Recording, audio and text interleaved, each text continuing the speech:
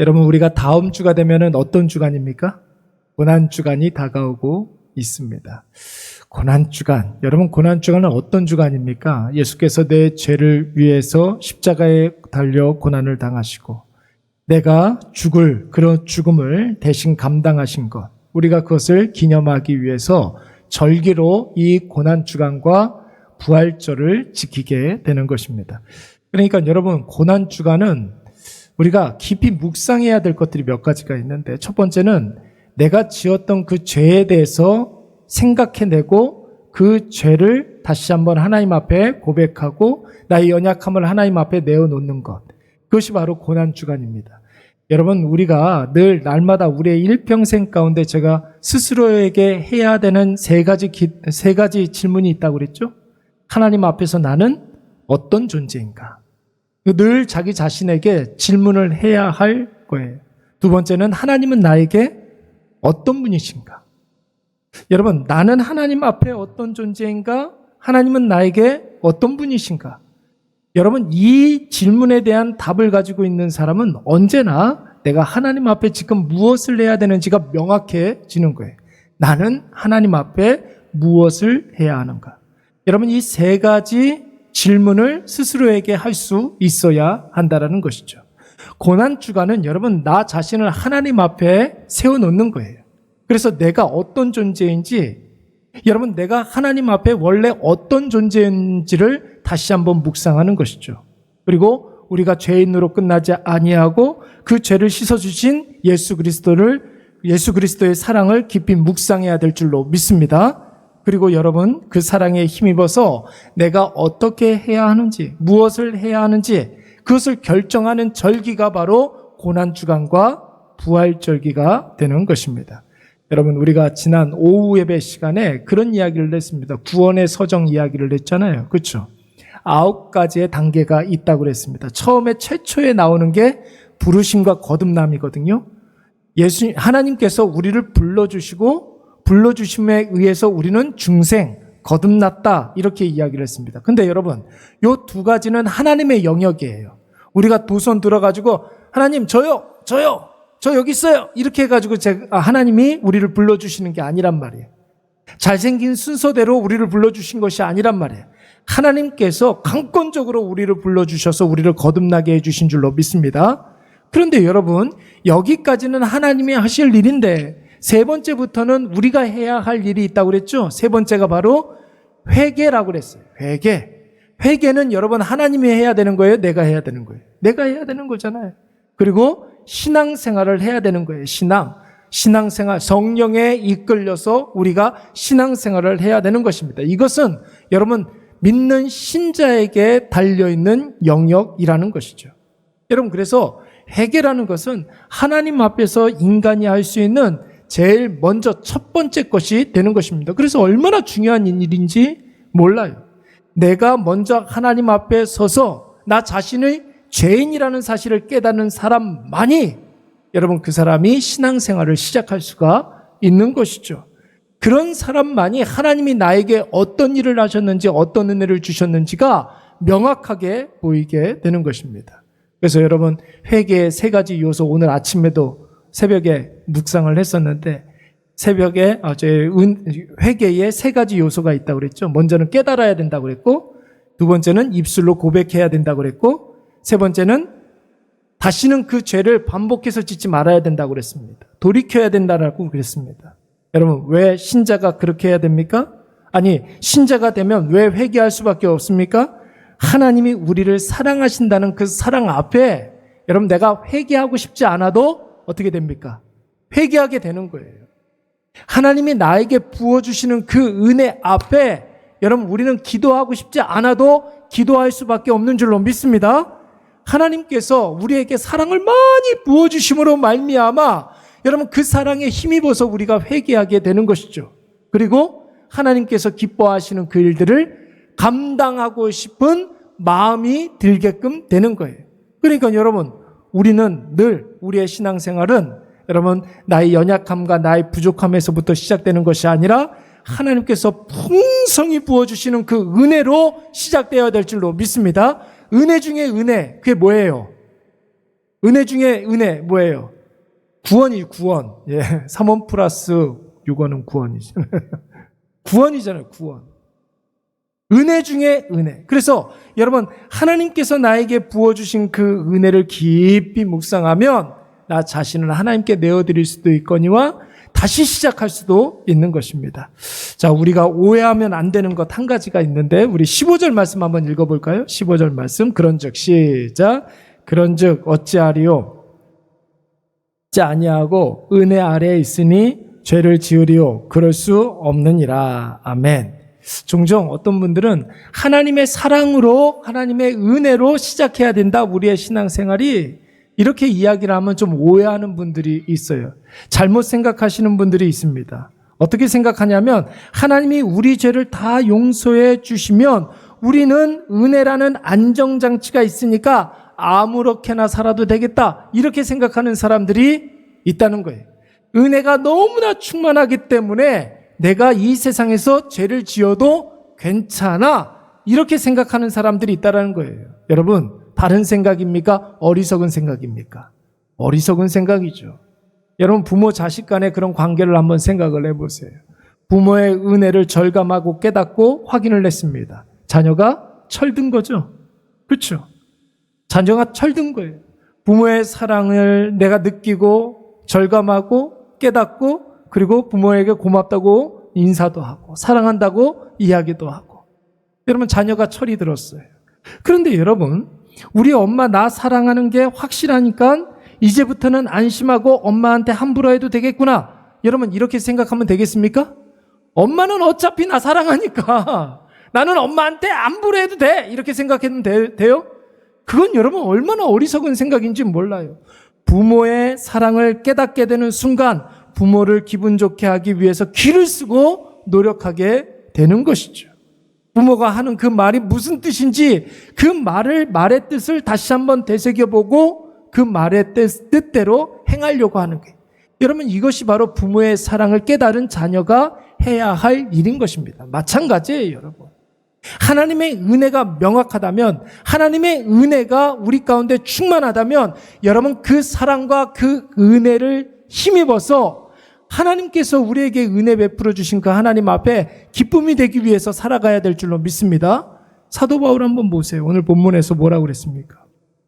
그럴 수 없느니라, 이렇게 이야기하고 있어요. 하나님이 우리에게 사랑을 부어주시고 우리는 그 사랑과 은혜를 느끼고 깨닫고 결단하고 고백하면 여러분, 그 사랑과 은혜를 힘입어서 그 사랑과 은혜를 우리가 동력 삼아서 하나님께서 기뻐하시는 삶, 하나님께서 원하시는 삶을 우리 자신의 삶의 목적으로 삼을 수가 있는 것입니다. 여러분, 그래서 하나님의 사랑과 은혜를 충만히 누리시기 바랍니다. 그리고 그 은혜와 그 사랑에 합당한 삶을 살아가시는 저와 여러분이 되시기를 간절히 축원합니다. 어떤 분이 저한테 그런 이야기를 했어요. 김포는 개 키우시는 분들이 굉장히 많은 것 같아요. 그렇죠? 어떤 분이 유기견을 임시로 보호하는 그런 분이 한 분 계셨습니다. 이 강아지가 상처가 굉장히 많았기 때문에 물을 한 모금 먹으려고 했나 봐요. 강아지 말고 저를.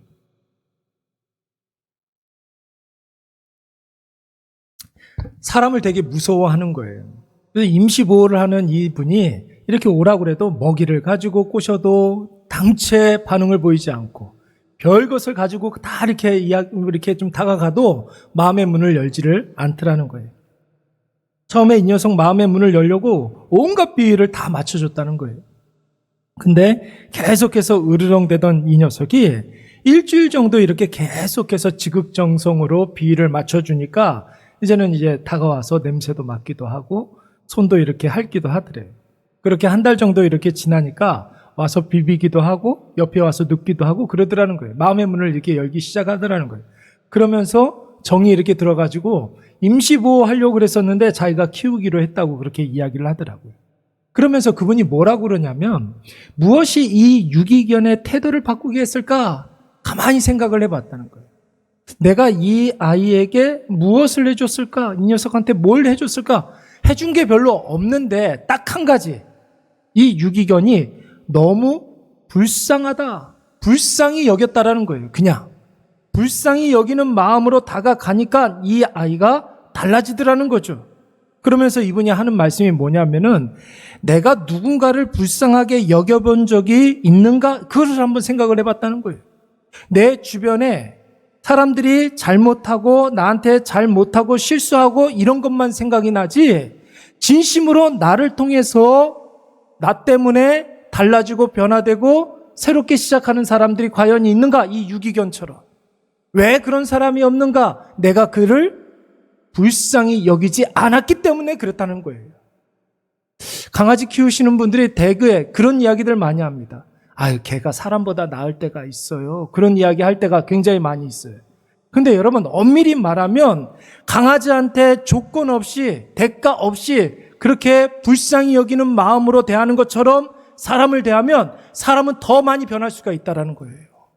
그렇죠? 우리는 사람들에게 기대하는 게 너무나 많은 거죠. 사람들에게 어떤 의도를 가지고서 대할 때가 너무나 많이 있는 거예요. 여러분, 은혜는 무엇이라고 그랬습니까? 자격이 없는데 위로부터 하나님께서 너무나 좋은 것을 우리에게 대가를 요구한다, 안 한다? 대가를 요구 없이 주시는 게 바로 은혜라는 거예요. 우리는 그런 은혜를 받았는데 사람들을 대할 때마다 의도를 가지고 뭔가를 기대하는 그런 마음을 가지고 다가가니까 나를 통해서 그 사람에게 변화가 일어나지 않는다라는 것입니다. 여러분, 부모도 자녀에게 의도 없이, 이유 없이, 조건 없이 끝없는 그런 의무를 다하지 않습니까? 그러니까 자녀가 변하잖아요. 그게 없는 그런 모든 노력은 자녀에게 뭔가를 계속해서 요구하게 되는 거예요. 그게 있습니다. 그런 사랑은 여러분 절대 바뀌고 달라지는 일들이 없습니다. 하나님께서 우리에게 한량없는 그런 은혜, 사랑을 베풀어 주시니까 그 사랑에 힘입어서 우리가 하나님이 기뻐하시는 일들을 하려고 하는 그런 이치하고 똑같은 거죠. 고린도전서 13장 말씀 별명이 뭐예요? 사랑장이잖아요. 사랑장. 5절 말씀에 보면 뭐라고 그랬느냐면 무례에 행하지 아니하며 자기의 무엇을 구하지 않는다? 유익을 구하지 않는다 그랬어요. 진짜 사랑은 자기의 유익을 구하지 아니하고 끝없이 다함 없이 변함없이 사랑하는 게 사랑이에요. 자기의 유익을 구하는 것은 절대로 사랑이 아니라는 거죠. 그것은 거래지 사랑이라고 이야기할 수가 없어요. 사랑이라는 것은 설령 자신이 해를 입을지라도 조건 없는 의무를 다하는 것. 그때 여러분 사랑이 능력을 발휘하게 될 줄로 믿습니다. 사랑에는 여러분 능력이 있습니까? 없습니까? 능력이 나타나고 사랑이 능력이 나타나면 거기에서 하나님의 역사하심, 하나님의 일하심이 나타나게 될 줄로 믿습니다. 어제 아침에 어떤 청년이 이른 아침에 새벽 예배 끝났는데 찾아왔어요. 남자 청년이 찾아왔어요. 그리고 제가 잠깐 자리를 비웠는데 기다리겠다는 거예요. 오시라는 거예요. 그래서 가가지고 이야기를 좀 나누는데 천국과 지옥이 있다는 것이 걱정이 되더라는 거예요. 여러분, 천국과 지옥이 있다는 게 걱정이 됩니까? 왜 안 돼요? 예수 믿으니까 천국과 지옥이 있다는 게 걱정이 안 되는 거예요. 근데 그 청년은 천국과 지옥이 있다는 게 그렇게 걱정이 되더래요. 뭐가 없는 거예요, 그의 마음속에는. 믿음이 없는 거예요. 자신이 그렇게 큰 죄를 지은 적은 없는 것 같은데, 그렇죠. 이제 24살, 25살 먹은 청년이 무슨 큰 죄를 지었겠습니까? 자기가 평생토록 그렇게 큰 죄를 진 것 같지는 않은데 지옥 갈까봐 걱정이 되는 거예요. 근데 반대로 그래도 남 조금씩이라도 좀 도와주고 나쁜 짓 하지 않고 자기가 학교 다닐 때, 고등학교 다닐 때 이렇게 힘없는 친구들 많이 도와주기도 하고 그랬는데 나름대로 착하게 살았다고 생각을 했는데 천국에 못 갈까봐 걱정이 되더라는 거예요. 이걸로는 안 될까봐. 이것으로는 좀 부족할까봐. 만약에 지옥이 있다면 지옥이 있을까봐 걱정이고 천국이 있다면 천국이 있을까봐 걱정이라는 거예요. 제가 그 청년에게 그런 걱정과 근심과 염려가 무엇으로부터 시작된다고 이야기했을까요? 죄로부터 시작하는 거라고 그랬어요. 제가 죄에 대해서 이야기를 했습니다. 이래도 걱정이고 저래도 걱정인데 그 걱정의 근원이 바로 죄로부터 시작되는 것이다. 인간적인 염려, 걱정, 근심, 두려움, 불안함을 이기기 위해서는 여러분 우리 안에 무엇을 해결해야 돼요? 죄를 해결하지 않으면 여러분 우리의 인생 가운데 염려는 떠나가지 않는 거예요. 그 죄는 여러분 어떻게 하면 해결할 수가 있습니까? 예수 그리스도의 보혈의 피가 여러분 우리의 모든 죄를 다 씻겨가시는 줄로 믿습니다. 예수님이 조건을 달아야 안 달아요. 조건 없이 내 죄를 씻어주시고 십자가에 죽으셨다는 사실을 믿기만 하면 누구든지 죄사함을 받고 구원함을 받는 줄로 믿습니다. 여러분 너무 간단한 원리 아닙니까? 이게 믿겨집니까 여러분? 믿겨져요? 근데 그 친구는 믿겨지지가 않는 거예요. 제가 계속해서 얼마나 여러분 이 복음을 증거하는데 목에 핏대를 내면서 설명을 했겠습니까? 그렇죠? 근데 눈동자가 이 말을 잘 이렇게 듣고 있는 것 같지가 않은 거예요. 나 지금 누구한테 얘기하니? 뭐 이런 분위기인 거예요. 딴 생각을 하고 있더라고요. 전혀 받아들이지 않고 있는 거예요. 그래서 제가 이런 비유도 되고 저런 비유들 들으면서 설명을 계속해서 했는데 별로 이렇게 받아들여지지가 않는 것 같아요. 여러분 태도는 굉장히 좋아요. 예의 바른 청년이에요. 멀쩡한 사람이었습니다. 다른 의도도 없는 것 같은데 그냥 그렇게 자기 갈 길을 갔어요. 여러분 이 청년은 두 가지를 믿지 못하는 것 같았어요. 첫 번째는 무엇이냐면 내가 아무것도 하지 않았는데 저절로 내 죄가 씻겨지고 내가 구원을 받아? 이거 말이 됩니까? 안 됩니까? 아니, 여러분 세상의 원리는 내가 주는 게 있으면 받는 게 있고 그런 거잖아요.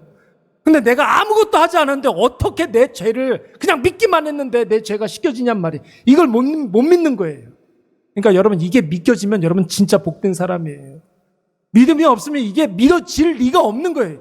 얘는 그 어떤 인간적인 그런 생각과 세상의 어떤 방식으로 이게 전혀 말이 안 되는 거죠.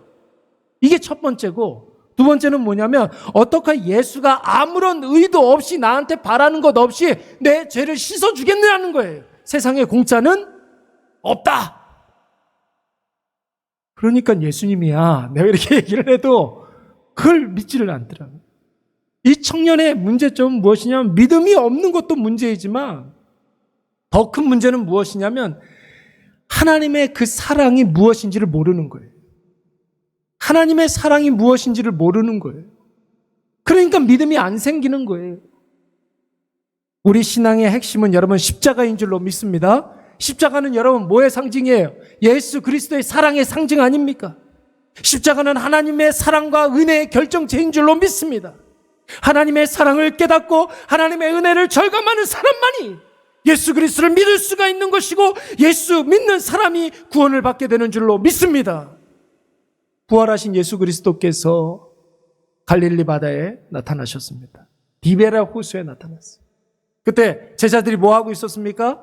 배에 올라서 고기를 잡고 있었어요. 한 마리도 잡지 못하고 있었습니다. 예수님의 부활을 이 제자들이 믿었는데도 보았는데도 만져봤는데도 여러분 그럼에도 불구하고 이 제자들은 예수님을 믿기 전의 모습으로 돌아가 버리고 말았어요. 여러분 이런 제자들이라고 한다면 여러분 어떻게 해야 되겠습니까? 회초리를 들고 엎드려 뻗쳐. 베드로부터 와서 엎드려 뻗쳐. 해야 됩니까? 안 해야 됩니까? 이 정도 되면은 여러분 몇 대 좀 때려도 되는 거 아닙니까? 그런데 여러분 예수님께서는 제자들에게 그렇게 책망하지 아니하셨어요. 책망하지 않았어요. 네. 조용히 다가가 오른쪽에 그물을 내리라고 말씀하셨습니다. 잡은 것이 심히 많게 된 줄로 믿습니다. 눈치 빠른 요한이 예수님이다! 고함을 치니까 베드로가 겉옷을 두르고 예수님을 만나러 바다에 뛰어들어서 막 달려가게 됩니다. 그때 여러분 예수님께서 뭐 하고 있었습니까? 뭐 하고 있었어요? 숯불에 고기를 굽고 있었습니다. 뭐 하시려고? 제자들 조반을 차려주신 거예요. 아침을 차려주신 거예요. 그러니까 갈릴리 호수에서의 고기 잡는 것은 밤에 잡으니까 밤새 그물질을 하고서 피곤해 지친 제자들을 위해서 뭘 차려주셨다고요? 조반을 차려주신 거예요.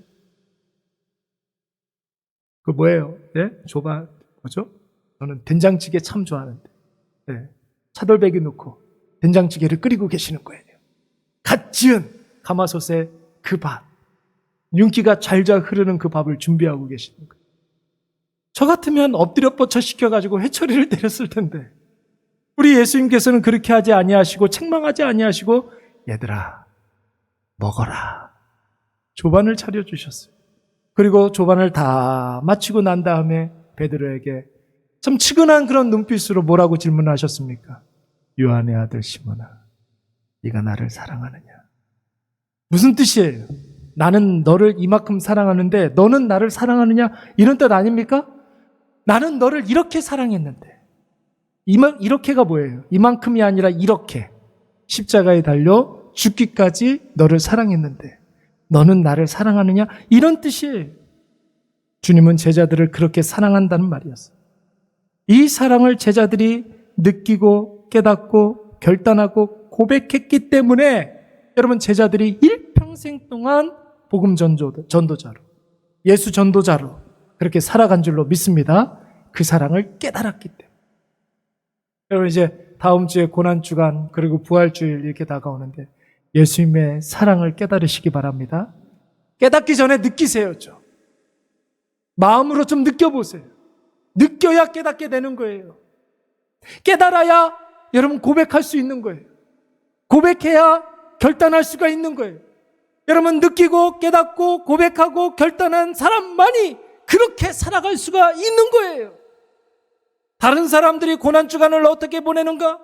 어떤 사람들은 부활주일을 어떻게 보내는가? 이런 거 상관하지 말고 오늘 2024년도의 고난주간과 부활주일은 정말로 내 생에 가장 깊이 예수 그리스도의 사랑을 묵상하는 여러분 귀한 절기가 되시기 바랍니다. 내 생에 가장 큰 예수 그리스도의 사랑이 임하게 될 줄로 믿습니다. 사랑하는 여러분 꼭 기억하십시오.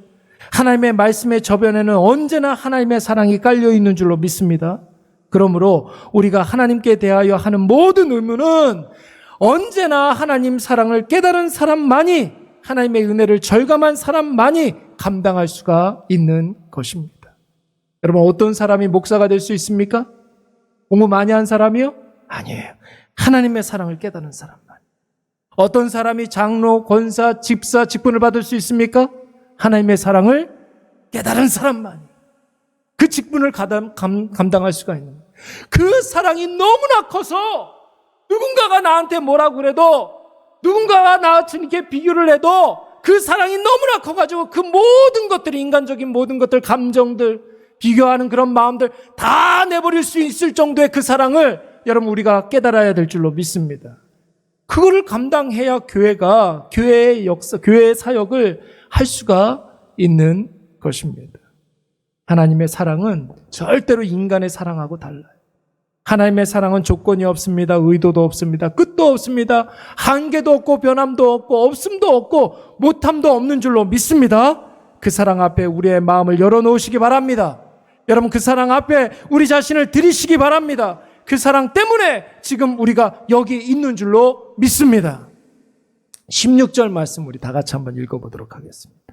너희 자신을 시작. 너희 자신을 중으로 내주어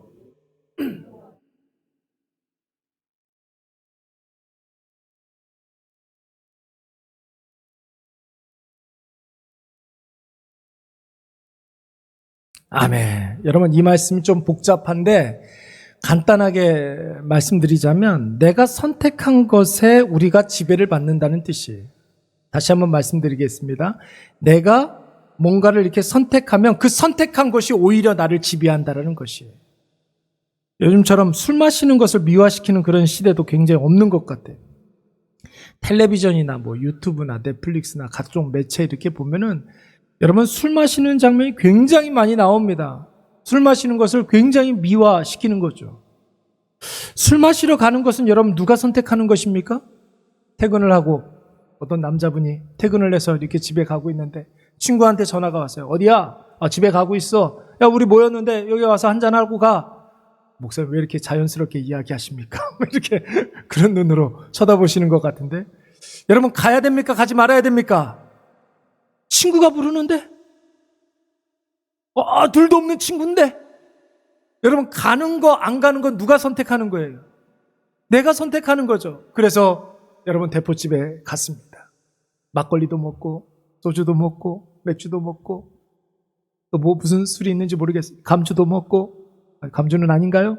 아무튼 먹을 거 다 먹었어요. 그럼 여러분, 술은 내가 먹는데, 내가 선택해서 먹는데, 여러분, 나는 무엇에 지배를 받는 거예요? 예, 술 마시는 그 분위기에 지배를 받는 거예요. 그렇죠? 여러분, 술 마시는 사람들이 술을 좋아하는 이유는 술 마시는 그 분위기가 너무 좋아서 그러는 거죠. 그 분위기에 압도가 되는 거예요. 마시다 보면 그 술이 나를 지배하게 되는 거예요. 내가 선택한 것이 나를 지배하게 되는 거예요. 그렇죠? 죄의 종이 되었느니라. 죄를 짓는 내가 죄의 종이 되는 거예요. 반대로 여러분, 퇴근을 하고 이렇게 집에 가는데 친구한테 전화가 왔어요. 어디야? 집에 가고 있어. 야, 친구들 모였는데 한잔하러 와. 아니야, 지금 우리 아내하고 약속이 있어. 다음에 봐. 딱 끊고 집으로 갔어요. 그 선택은 누가 했습니까? 누가 했습니까? 그 선택도 내가 한 거예요. 가서 뭐 해야 될까요? 아이들 시키기도 하고, 아이들 공부도 봐주기도 하고, 아이들이랑 같이 놀아주기도 하고, 아내하고 도란도란 이야기도 나누고, 대화도 하고, 음식물 쓰레기도 자기가 처리를 해주고, 설거지도 해주고, 빨래도 해주고. 저도 그랬어야만 했는데 그렇게 못했네. 그랬습니다. 여러분, 그러면은 이 사람은 어떤 사람이라고, 가정에 봉사를 많이 하는 사람이라고 합니까? 아니면 가정적인 사람이라고 이야기합니까? 예, 가정 안에 있는 사람이 되는 거예요, 이 사람. 선택은 내가 했지만 이 사람에 대해서는 가정적인 사람이 되는, 가정이 이 사람의 여러분 모든 삶의 핵심이 되는 거예요. 여러분, 우리가 죄를 주인으로 모실 것인가 아니면 진리를 주인으로 모실 것인가, 이거 우리가 결정해야 돼요. 죄를 짓기로 결정하면 우리는 죄의 자녀가 될 수밖에 없습니다. 근데 진리를 추구하는 그런 삶이 되기 위해서 여러분, 진리를 우리가 따라가면은 진리가 우리의 모든 것들을 결정하게 될 줄로 믿습니다. 그래서 여러분, 순간의 선택이 평생을 좌우한다고 그러잖아요. 우리의 순간의 선택이 나의 신분을 결정하는 거예요. 나의 정체성을 결정하는 거예요. 나의 그 선택이 나의 현재와 미래를 결정하게 되는 줄로 믿습니다. 다윗을 한번 보세요. 지난주에 우리가 생각했잖아요. 좀 더 자자, 좀 더 눕자, 좀 더 즐기자, 좀 더 누리자, 이렇게 생각을 해가지고 부하와 신하들은 다 전쟁하러 나갔는데 오나절까지 잠들어 있었단 말이죠. 늦지막히 일어나가지고 그런 정신으로 있으니까 죄가 이 다윗을 끌고 가지 않습니까? 어디로 끌고 갑니까? 어디로 끌고 가요? 의도를 가지고서 옆집 여자 목욕하는 거 보려고 왕이 옥상에 왜 올라갑니까? 왜 올라가요? 올라갈 일이 없어요. 빨래 놀러 갑니까? 그렇지 않아요. 의도가 있어서 옥상에 올라가는 거예요. 왜? 이 시간쯤 되면 옆집 여자가 목욕한다는 사실을 다윗은 알고 있었어요. 그거 구경하러 간 거예요.